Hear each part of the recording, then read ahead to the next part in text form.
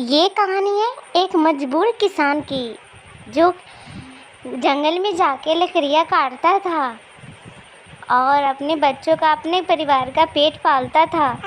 लेकिन उसकी बीवी बहुत ज़्यादा ही झगड़ालू थी। जब चाहती उसकी माँ से हमेशा लड़ती रहती थी। वो कभी किसी का बात नहीं मानती थी। जो भी काम करती वहाँ से करती ही रहती थी, दूसरा काम करना नहीं चाहती थी। इस वजह से किसान की माँ उसके किसान की बीवी के साथ किसी न किसी बात से लड़ते रहते थे। इस वजह से किसान बहुत परेशान रहता था। किसान की माँ बोली, चलो बहू घर का खाना बना लो, मुझे बहुत भूख लगी है।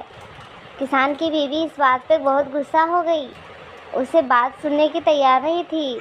माँ जी, आपको खाना बनाना है तो खुद ही बना लो, मुझसे नहीं बनेगा, मैं नहीं बनाऊंगी, मैं आप लोगों का नौकर नहीं हूँ।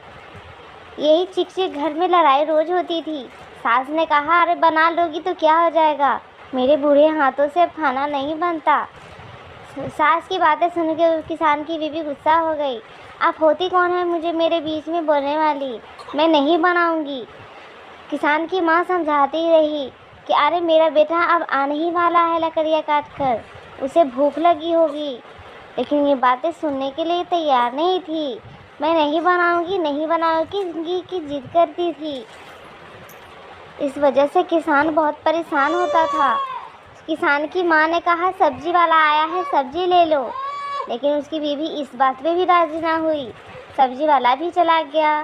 किसान गांव में जंगल में घूम घूम के लकड़ियाँ काटता था और वो बहुत ज़्यादा पतला दुबला था, क्योंकि उसकी बीवी कोई भी काम ढंग से नहीं करती थी। इस वजह से किसान बहुत परेशान रहता था। जंगल में जाके लकड़ियाँ काटता था और छोटे छोटे टुकड़े करके वो बेचा करता था। बेच के कुछ पैसे लेकर आता था। जब रात को किसान लकड़ियाँ काट के जब घर को आया,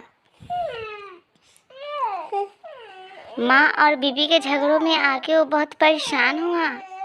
वो लकड़ियाँ बाजार में जाके बेच देता था।